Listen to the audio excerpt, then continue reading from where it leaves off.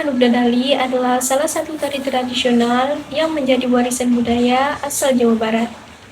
Tari Manuk Dadali ini diperkirakan sudah ada sejak tahun 1962. Pada tahun tersebut, ada sebuah tembang berbahasa Sunda yang sangat populer dan sering dinyanyikan oleh masyarakat umum. Pencipta dari tembang Sunda yang sangat populer dan sering dinyanyikan oleh masyarakat umum ini ialah seorang seniman yang bernama Sambas Mangundikarta yang berasal dari daerah Bandung.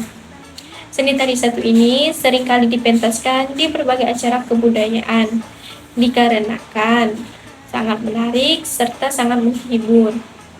Tari Manuk Dadali ini adalah salah satu bukti dari kepiawaian anak-anak bangsa dalam melahirkan karya seni tari di Indonesia. Tari ini merupakan salah satu dari sekian banyak jenis tari tradisional yang berasal dari Jawa Barat. Tari tradisional satu ini banyak menggunakan dasar tari Sunda, yaitu dengan menggunakan satu pijakan gerak serta tidak memiliki ragam gerak yang paten. Adapun Manuk Dadali diartikan sebagai burung Garuda, di mana burung ini adalah burung perkasa dan pemberani, sehingga disegani oleh banyak orang. Manuk Dadali juga diartikan sebagai sikap rukun dan hidup berdampingan. Nah, sikap rukun ini juga berarti sikap yang melambangkan hidup yang guyup, saling membantu, toleransi, dan memahami antara perbedaan yang ada di tengah-tengah kita. Sikap yang rukun pada setiap orang akan melahirkan kehidupan yang damai dan terhindar dari berbagai konflik sosial. Lagu dan tarian Manuk Dadali ini melambangkan bahwa bangsa Indonesia adalah bangsa yang pemberani dan dihormati. Hal ini juga melukiskan nasionalisme dan kebangsaan. Baiklah, terima kasih sudah menyaksikan dan sampai jumpa di video selanjutnya.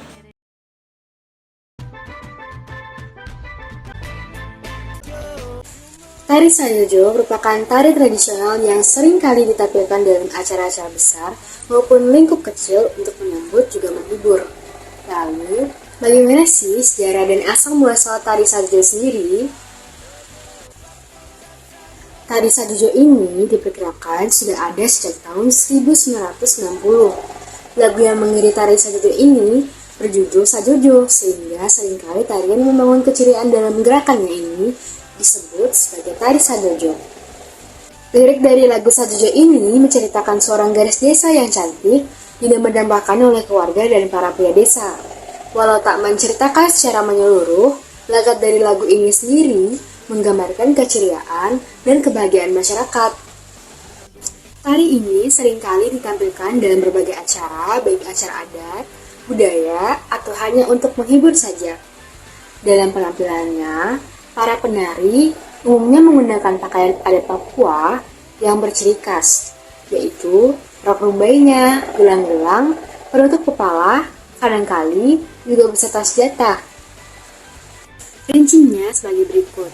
Untuk penutup kepala, bentuknya bernuansa alam dan terbuat dari ijuk, kayu halus, bulu burung, atau daun sagu. Lalu, dibentuk lingkar menyesuaikan kepala penarinya. Bagi penari laki-laki, telanjang dada sering dilakukan saat mementaskan tari Sajojo. Badan mereka juga tidak dibiarkan begitu saja. Lukisan-lukisan motif fauna dan flora khas Papua dibubuhkan di wajah, di badan, tangan, atau kaki mereka. Ini juga berlaku untuk penari perempuan. Hanya saja, penari Sajojo perempuan sekarang lebih sering menutup badan dengan kain ataupun baju. Gelanjut kalung yang digunakan di leher para penari terbuat dari kerang, batu, kayu, tulang, atau gigi binatang. Nah, kalung ini menyerupai buatan ikon-ikon Papua seperti burung cendrawasih, patung asmat, honai, ataupun yang lainnya. Ukuran kalung bervariasi, ada yang kecil, ada yang besar, dan panjang. Untuk gelangnya berbentuk rumbai dan terbuat dari daun sagu kering, ijuk, atau raffia. Seperti yang sering kita lihat, penari Sajojo seringkali menggunakan rok rumbai. Rok yang berbentuk rumbai-rumbai wajib digunakan saat penari Sajojo. Rok ini terbuat dari daun sagu kering, daun rumbia, atau ijuk. Demi kemudahan, sekarang juga banyak yang beralih menggunakan rafia yang berwarna-warni. Rok rumbai menutupi sebagian tubuh bagian bawah mulai dari pinggang hingga lutut atau sampai betis. Rok yang dikenakan memiliki arti kedekatan masyarakat dengan alam. Dalam penampilannya, tari salju memiliki makna semangat kebersamaan serta menggambarkan keceriaan di antara masyarakat adat di Papua. Hal tersebut dapat dilihat dari ekspresi para penari sadojo dan gerakan-gerakan yang banyak mengandung kekompakan serta seirama. Sehingga nilai kebangsaan dan keindonesiaannya, yaitu gotong royong dan persatuan ditunjukkan dalam tarian ini. Lalu, nilai keindonesiaan dari tari ini yaitu dapat kita lihat dari penampilan penarinya sendiri, membanggakan flora dan fauna khas endemik di tanah Papua, Indonesia. Mereka menggambarkan rasa cintanya terhadap tanah air dan seisinya. Lukisan-lukisan yang digambarkan pada penari termasuk juga sebagai contoh gambar rasa kebanggaannya. Sekian dari saya mengenai tari sadojo. Semoga kita selalu bersatu dalam kebangsaan dan melestarikan kebudayaan.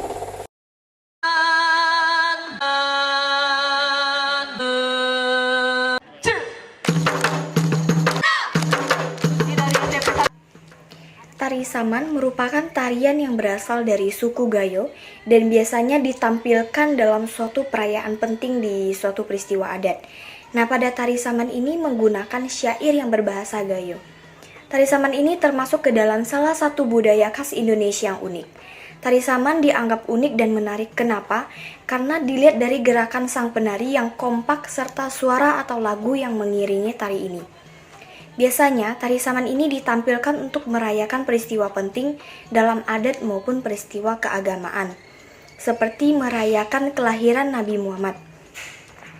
Nah, pada awalnya, tari Saman dikembangkan sebagai media penyebaran agama Islam yang juga digunakan untuk menyampaikan pesan. Nah, tarian ini juga mencerminkan nilai kebangsaan.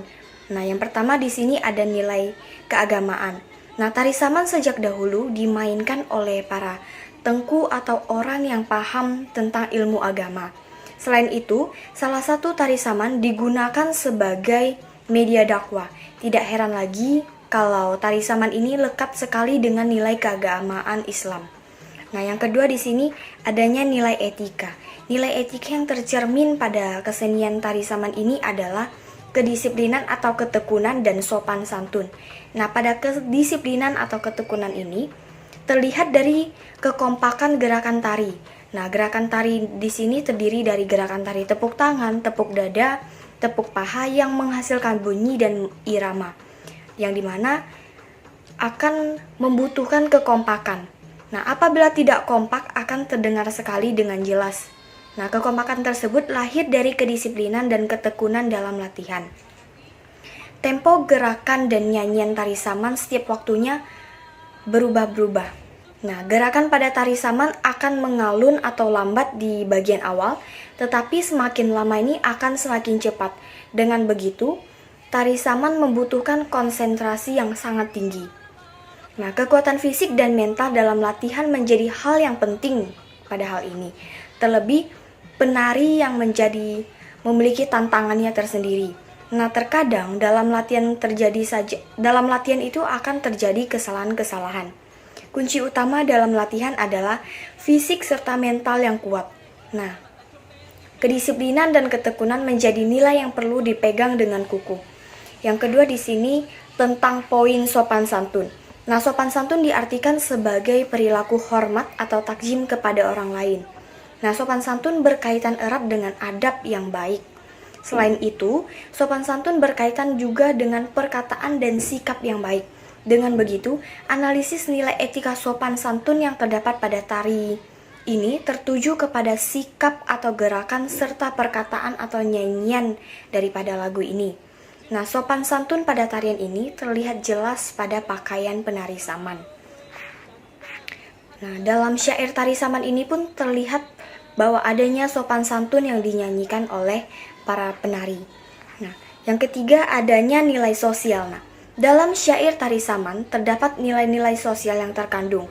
Pada tarian ini ada bagian syair yang dijelaskan bahwa dirinya akan meminta bantuan kepada orang lain tetapi tidak bisa karena tidak ada yang dikenal pada sebelumnya. Nah, syair tersebut mengajarkan bahwa kita harus selektif dalam meminta bantuan kepada orang lain. Jangan sampai kita meminta bantuan, misalnya kebutuhan material, kepada orang yang tidak kita kenal sebelumnya. Nah, rasa malu ini muncul untuk menjaga martabat atau harga diri dan menjaga perasaan orang lain yang diminta bantuan. Nah, dari ketiga nilai tersebut dapat kita petik dan jadikan sebagai pedoman kehidupan.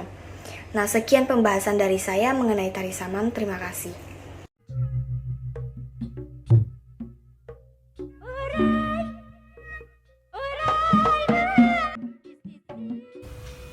Indonesia memang mempunyai banyak sekali jenis tarian tradisional.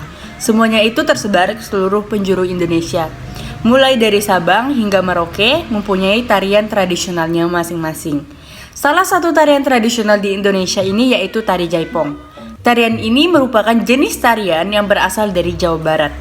Awalnya tarian jaipong ini berkembang di daerah Bandung dan Karawang. Tarian jaipong adalah tarian gabungan dari sejumlah kesenian tradisional, misalnya pencak silat, ketuk tilu, dan wayang golek. Dari situlah tarian ini populer sebagai tarian yang memiliki gerakan-gerakan yang unik, energik, dan sederhana.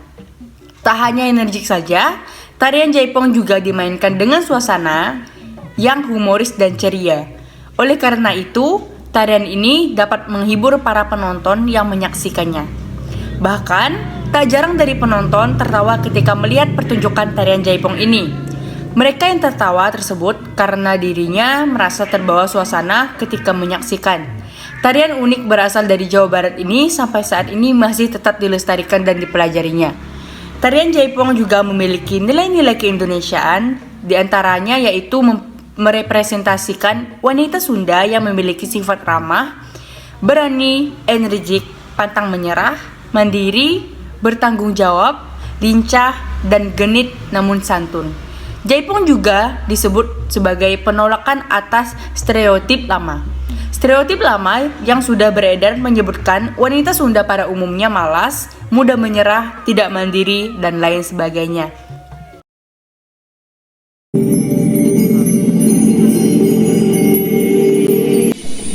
Tari kecak merupakan pertunjukan drama tari khas Bali. Pertunjukan seni ini menceritakan tentang Ramayana dan dimainkan utamanya oleh laki-laki. Tarian ini mempertontonkan banyak penari laki-laki yang duduk berbaris melingkar dan dengan irama tertentu menyerukan cak-cak-cak dan mengangkat kedua lengannya. Tari kecak diyakini tercipta dari inisiasi dua tokoh yang dicetuskan oleh seorang penari Bali bernama Wayan Limba dan dibantu oleh seorang pelukis dari Jerman bernama Walter Spitz pada tahun 1930. Keduanya menginisiasi tari kecak dari tradisi Sangyang serta kisah Ramayana. Keunikan tari kecak terletak pada iramanya serta para penari yang membentuk sebuah lingkaran. Tari ini terinspirasi dari upacara Sangyang, maka tari ini memiliki fungsi untuk mengusir roh jahat dan menolak bala maupun mara bahaya. Nah, selanjutnya kita akan membahas nilai-nilai keindonesiaan apa saja yang ada pada tari kecak. Yang pertama ada nilai ketuhanan. Nilai ketuhanan pada tari kecak dapat dilihat dari gerakan pemujaan yang dikembangkan dari ritual kuno masyarakat Bali yang bernama Sangyang. Sangyang adalah tradisi tarian di mana penarinya akan menari dalam kondisi tidak sadar. Tari kecak juga dipercaya sebagai salah satu ritual untuk memanggil dewi yang bisa mengusir penyakit dan melindungi warga dari kekuatan jahat. Yang kedua, ada nilai kesatuan dan gotong royong. Keunikan tari kecak merupakan simbol dari kerjasama dan gotong royong yang sudah mengakar dalam budaya masyarakat Indonesia, di mana salah satu karakter tarian kelompok adalah selain kerjasama yaitu membutuhkan kemampuan atau kesetaraan. Hal ini mengartikan bahwa tidak ada salah satu yang menonjol, memiliki dominasi atas yang lain. Meskipun ada peran cerita dalam tarian, namun hak tersebut sebagai pelengkap dan menyadari bahwa gerak peran itu tidak bermakna tanpa adanya dukungan dari para penari kecak. Lalu yang ketiga, ada nilai keterbukaan dan kedemokratis. Dalam setiap pertunjukan seni dan budaya selalu terdapat unsur dinamisan seluruh unsur gerakan, nyanyian, hingga rasa dari penari menjadi sebuah hal yang menarik. Karena hal ini juga akan menarik yang menikmatinya ke dalam emosi yang nikmat sebagai pihak yang menonton. Maka dari itu, tari kecak terbuka untuk selalu dibuat semenarik mungkin untuk ditampilkan kepada khalayak. Sedangkan kedemokratisan terlihat dari bagian tari kecak yang mengizinkan seluruh penarinya mendapat porsinya yang sama untuk menari dan bersuara.